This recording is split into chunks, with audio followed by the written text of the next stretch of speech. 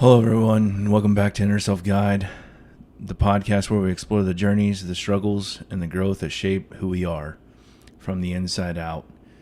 I'm Chris, and today we're diving into something fundamental not only to our careers, but also our own personal development. The lessons we learn from both leading and following. Whether you're stepping into your first leadership role or reflecting on the times you've supported someone else's vision, today's conversation is for you. And today's title is Leadership and Followership, the lessons that shape us. So you may be wondering or asking yourself, why is leadership and followership important, or why do they matter? So leadership is often glorified, followership is not so much. Great leaders have also been great followers before they ever became leaders. Both roles teach us humility, responsibility, and vision, but from different angles.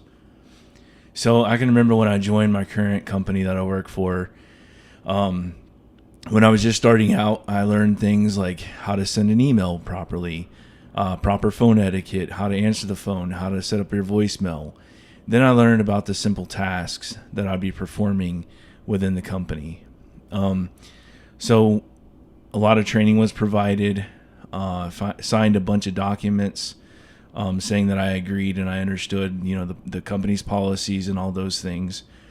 And that was to set me up for success as a follower. So when I was in that role as a follower, I basically did everything that my boss told me to do. I didn't ask a bunch of questions unless I absolutely had a question I would ask. But if they asked me to execute, I just executed. That's what a follower does. That's what a good follower does. Followers also ask a lot of good questions. So before you ever step into a leadership role, make sure that you're being a good follower first.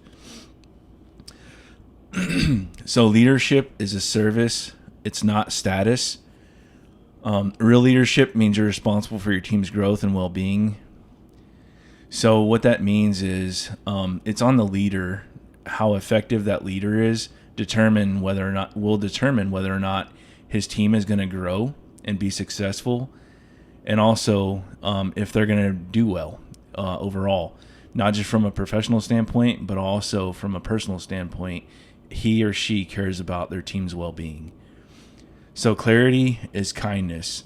Vague leadership creates anxiety. Clear expectations empower people. So as a leader, it's your job and your role to set clear expectations for your team, for everybody to follow. And if you see somebody that's not following those procedures or standards, it's your job as a leader to keep them and hold them accountable for those things. You won't always be liked as a leader. This is certainly true. I've had situations where I've had to make decisions, or decisions were being passed down from higher ups down to my level as a leader. And then I had to tell my team, hey, listen, this is what we're doing. And I had to go along with it. It doesn't mean that I necessarily agreed to it or agree with it, but if that's what my boss wants and that's what my boss wants, and unfortunately that's going to trail down to my team. And sometimes my team hasn't liked those decisions that I've had to make, but nonetheless, that's the position of a leader. Listening is your superpower. So the best ideas often come from others, not the leader. This is very true. So if you have people on your team, let them be creative, let them be innovative, let them come up with new ways and new ideas to streamline processes and procedures. And don't just falsely listen to them. And what I mean by falsely listen is hear them out in the meeting and say, yeah, that sounds like a great idea. And then later on, you just dismiss everything that they said. Even though you thought it was a good idea, maybe you didn't push it forward, and things like that, based out of fear of I don't know how this is going to work. If you don't know how something's going to work, then that's where you ask that team member, important questions like, do you have a plan in place? What's your strategy behind this? How will you implement this? How is this going to happen? How are we going to get from point A to point Z, from the planning phase to the execution phase? Can you tell me what that looks like? Give me some examples, etc. I think that's very important. Lessons learned in followership. Following well is a skill. It requires trust, initiative, and the ability to support a vision that isn't your own. So as I was saying earlier, I had to follow and execute the vision and mission of those appointed above me. Doesn't mean that I necessarily understand it. It's not my role as a follower to understand it. It's my job to execute that mission and vision of the boss. Good followers make great teams. So if you have followers that aren't the best followers, then that team's probably going to suffer. That's where you start getting morale issues and things like that. The camaraderie drops, or the team unit cohesion or team's cohesion starts to lack or fail and things like that. So it's important that all the followers are doing a good job at following. Good followers ask questions, they offer solutions, and challenge respectfully when needed. So my personal opinion, we've been taught since we were kids that, don't talk, don't speak unless you're spoken to, don't ask questions, don't ask dumb questions. In my personal opinion, the only question that's dumb is the one that's not asked. We're all learning, we're all growing as a team. As a follower, you're learning, but also that leader is learning as well. So be open to that and challenge it when needed. If you don't understand something, say, look, I don't really understand this. Could you give me a little bit more clarity? Could you give me a little bit more information? I'm really having a hard time understanding where we're going as a company. So followership builds empathy. Understanding what it's like to be on the ground or be the worker helps you lead better later. And so I can certainly attest for that as well. So when you've been in a job and you're doing the task, or you're doing the things that you're asked to do, and you're going through the motions of that, you may not ever be in a leadership position at that point, but you're showing your boss that you know how to follow, you know how to take direction, what's required of you, what's being asked of you and things like that. And so when your boss sees that, they're going to be like, wow, okay, this person's really on board with what we're doing. And they don't ask a bunch of questions. They don't question my authority, if you will, or they don't question my leadership. They don't question my decisions that I'm making and things like that. And so you may, in your head, be thinking, this isn't a good idea, or this is going to fail and things like that. But you don't speak up because that's not your role at that time. Your role is to just simply do and execute, and that's it. And so just keeping those things in the back of your mind for later on when you do lead, then you can say, this is what we've done in the past. I have a better way of doing it. I am going to be more innovative. I'm going to streamline processes. I'm going to be more innovative, creative, and I'm going to make a better team later on.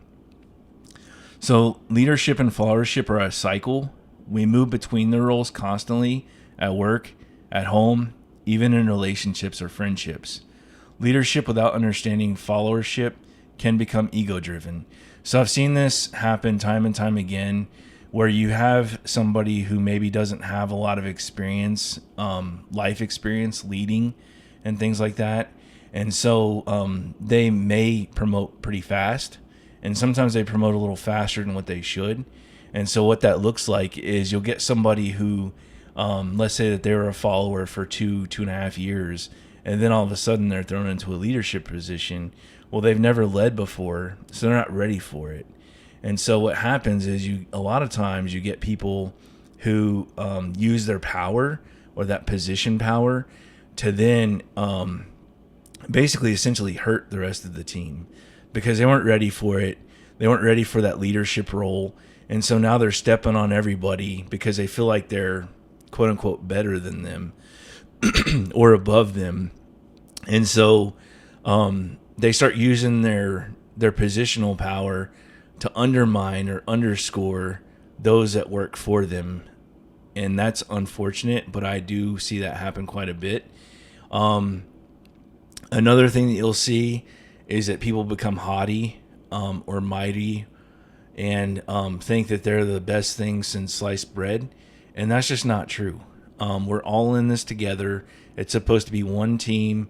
If one succeeds, we all succeed. If one fails, we all fail mentality.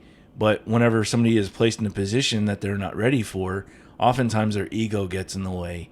and they're not willing to listen to other people. They're not willing to listen to ideas on innovation and things like that, on how we can streamline processes, how we can do this more effectively and more efficient, etc. Followership without ever stepping into leadership can limit personal growth. So if you're a follower and you don't take chances or you don't take opportunities where they're given to, say, lead a speech or to lead a project or to be a one of the POCs for an event or something like that that's going on, you're limiting yourself. You're only hurting yourself at that point. So I think Will Smith may have said, he took every opportunity that was given to him. So me, as an example, like, I used to pass up on opportunities as well. But then the more and more I grew as a person, I realized I'm staying stagnant here. Like, why are these other people starting to pass me up? Why is this happening to me? I don't understand what's going on. I don't get why people are passing me up. But then I had to reflect, do some self-reflection, and realized it's because I had been given multiple opportunities to speak or multiple opportunities to lead, and I just passed up the opportunities out of fear of failing. And that's what I talked about in my last episode, perfectionism and procrastination, and how it's really fear. I was overdrawn and ridden with fear of failure. I didn't want to let my boss down. I didn't want to let my supervisor down. And so I would just pass up on opportunities. And then those other people were taking those opportunities that I was passing up. And so then I got passed over for, the next position, and they were moving ahead of me. And I was like, man, what is going on? So once I did some self-reflection, I told myself I will never pass up another opportunity. Even if it means if I have to move to another state, if I have to, uproot my family or what have you, I'm going to do the things that I have to do. I don't want to miss this opportunity, because that opportunity is an opportunity for not only something better, but also for my own personal growth.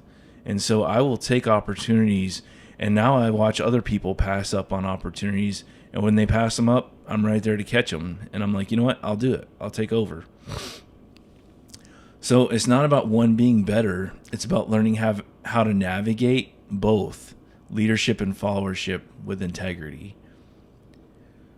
So today I invite you to reflect, where in your life are you called to lead right now? Where are you called to follow and support?